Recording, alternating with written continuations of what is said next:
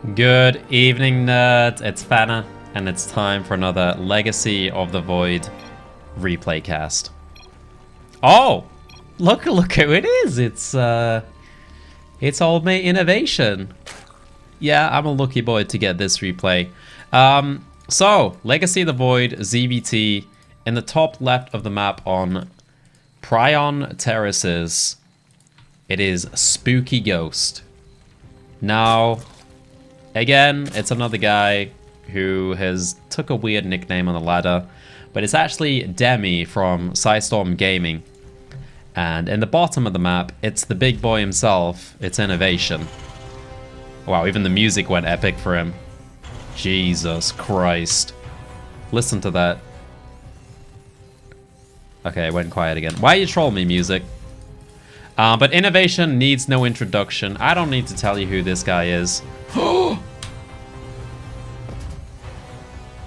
God, I love the Legacy of the Void music. It's nice to hear it, because you don't get to hear it when you're playing ladder as a Zerg player.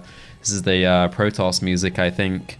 But you only hear it in replay casts where you're not actually playing a race or on the campaign. Or if you're playing Protoss, I guess. But ZBT is really cool at the minute. I've been focusing on this matchup a lot because I was struggling with it. So I was looking at Solar a lot and learning a lot about the matchup. He's been playing a Roach Ravager base style where he drones up 3 bases as fast as possible, defends with Roaches, and then he pushes like crazy with Roach Ravager for pretty much the entire game. He does try to go into Ultras later on, but obviously the transition from range upgrades with Roaches and Ravagers to Ultras gets a little bit messy, and it takes a while. But yeah, I was struggling with ZBT a lot, and then I learned about Solar's style and his build and the way he drones up 3 bases, and now it's been going a lot better for me. So it's something that I might do a video on in the future, a guide or something, if I truly do like it in a couple of days' time. And I think that'd be very useful for a lot of people that are struggling in Legacy of the Void right now. Or if you can get your hands on some Solar replays, that'll probably help you out a lot as well. But let's talk about this game. Spooky Ghost, or Demi, has gone for a hatch gas pull. He's got the speed and he's pulled off gas. And now there's a Reaper coming across the map. 4 lings are already out, and that should be enough to deal with it in a normal scenario. But this is an Innovation Reaper. An Innovation Reaper against a foreigner. I expect this thing to do pretty well, and so far it's killed 3 Zerglings himself. Not bad at all. Not bad at all. Now he's going to go regenerate before coming back in.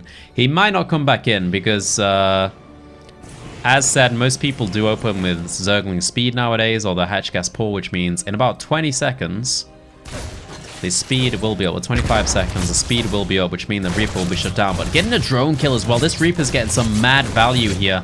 As long as he escapes alive, he's got some deals. And it looks like he will escape alive, as there's only 1 Zergling on the map right now. Even if the Zergling challenged this Reaper, the Zergling would die, even with speed. Let's have a look what's going on behind this. It looks like Demi is desperately trying to scout, but it's not going to happen.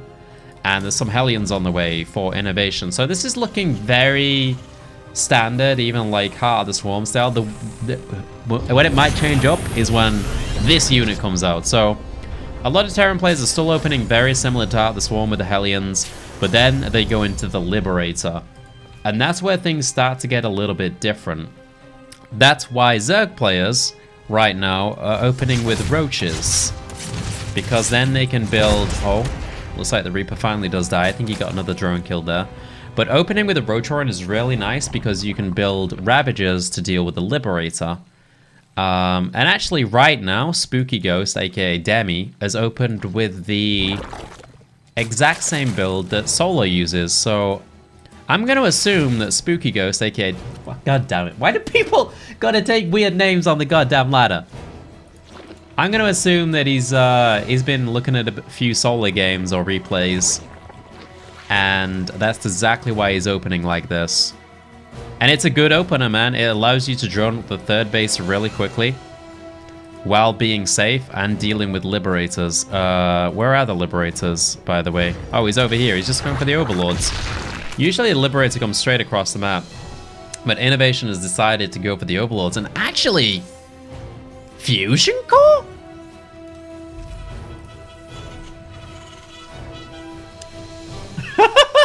Fusion Core. Alright, that was silly. Fusion Core is here, guys. Yeah. You don't often see this one, but what this allows us in Legacy of the Void is the Liberator range upgrade. So I imagine he's going to get that. There's no other real reason to get it. He hasn't started it yet, though, which is scaring me a bit. You don't just want to get a Fusion Core and do nothing with it. There we go. Liberator Advanced Ballistics. So this is going to make these Liberators have insane range where they can sit behind mineral lanes and not be hit by Ravagers. And if there's no Spire out for Demi, then he's not going to have no real way to deal with the Liberators unless Innovation mispositions them. He's now taking the third base as well. It looks like he's going Liberators with Siege Tanks. He actually doesn't have much at all at home. Just 2 Siege Tanks on the ground along with the Liberators. Now, generally, if this is the same as the Solar style, then there's going to be a big Roach Ravager push at some point. And if Innovation doesn't have too much on the ground, he's actually going to struggle, I think. Here's the double upgrades, the range upgrade coming in, and then I assume the Carapace upgrade, which pretty much says that he will be going Roach Ravager.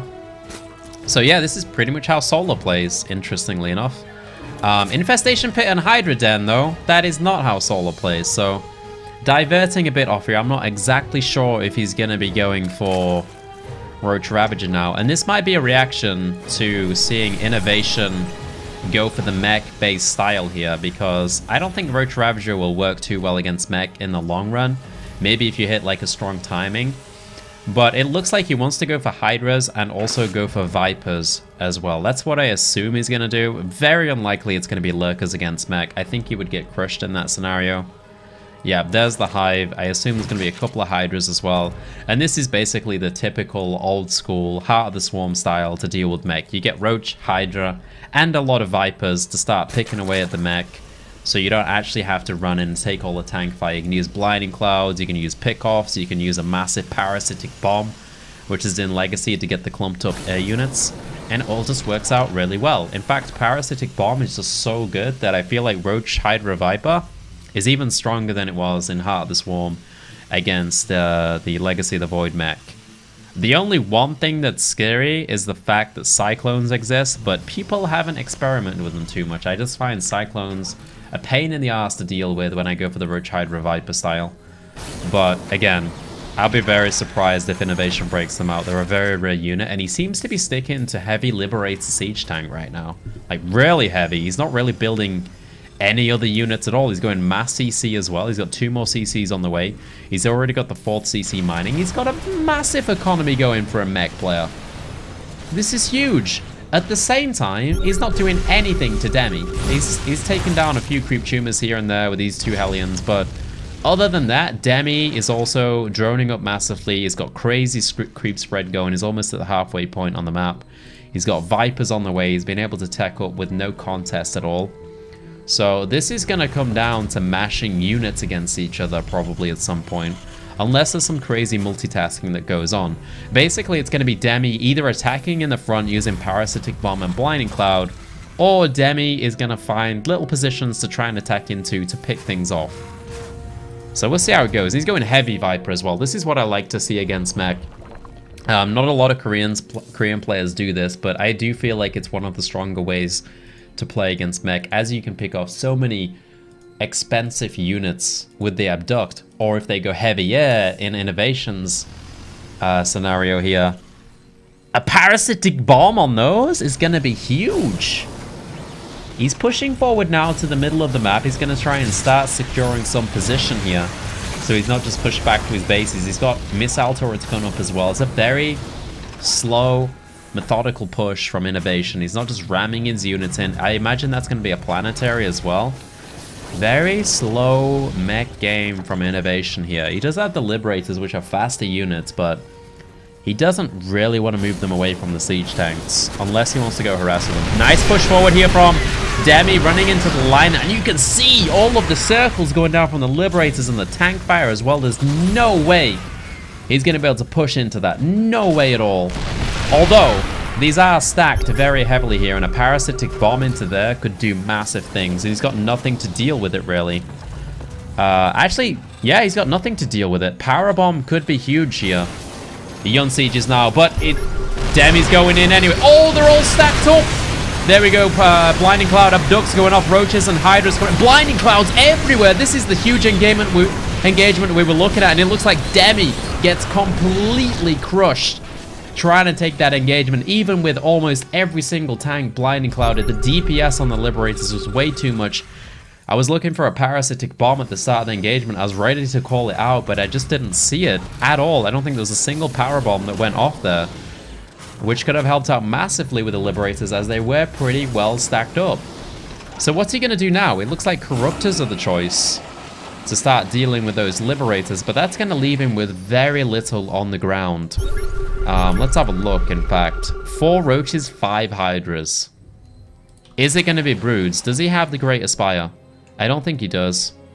I haven't... Oh, he does. He does. Okay, so maybe it will be a Broodlord push, actually, which could be massive. The thing is, he has to balance the Broods with the Corruptors, with the Vipers. If he goes too many Broods and he doesn't have the Power Bombs and the Corruptors to deal with the Liberators, then the Liberators will just unsiege and kill all of the Broods. It's going to be a very fine balance, because, yeah, Parasitic Bomb could kill every single Liberator if he's unsplit. If he is split up and a Parasitic Bomb doesn't do that much damage, then he's going to need Corruptors to finish them off. So he's got to find the right balance here. It looks like he's going to go in with the Corruptors before switching to Broods.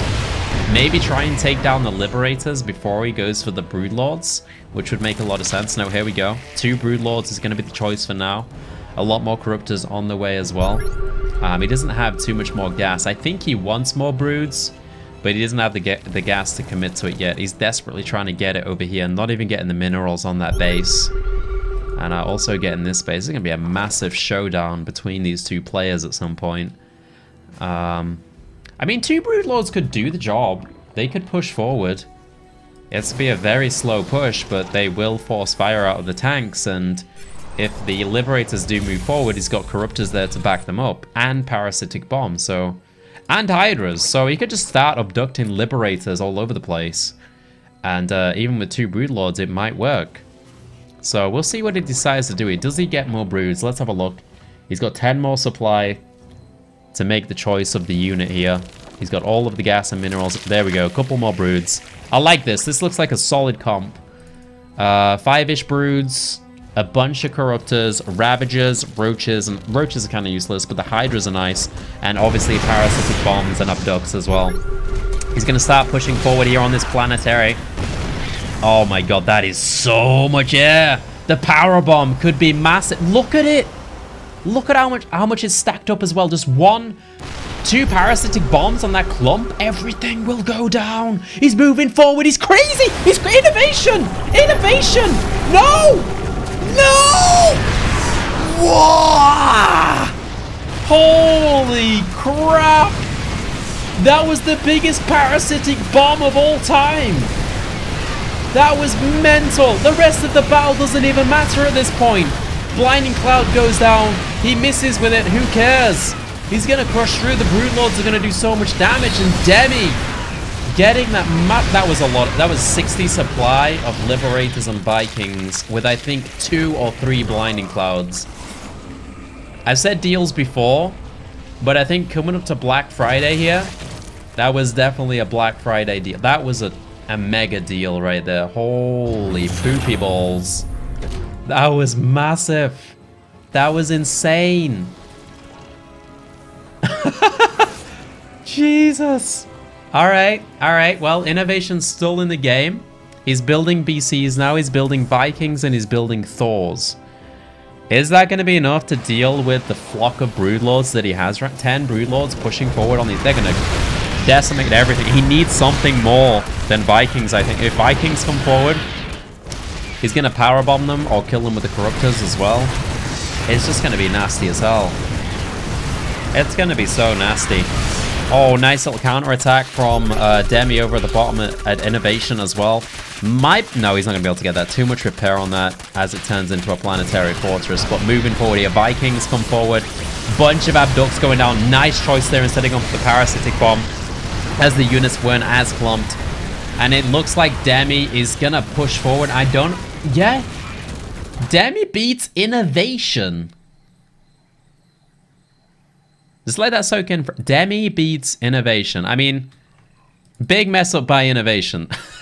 Big mess up by Innovation. But still, that is a big win for Demi there. So I'm proud of the kid, man. He's an up-and-coming player in the SC2 scene. And to take down Innovation, that has got to feel good. And that parasitic bomb is one to remember for the ages. Parasitic bomb's pretty good. It's pretty friggin' good. Alright guys, I'll see you nerds tomorrow with another video. Thanks for watching. Peace, nerds.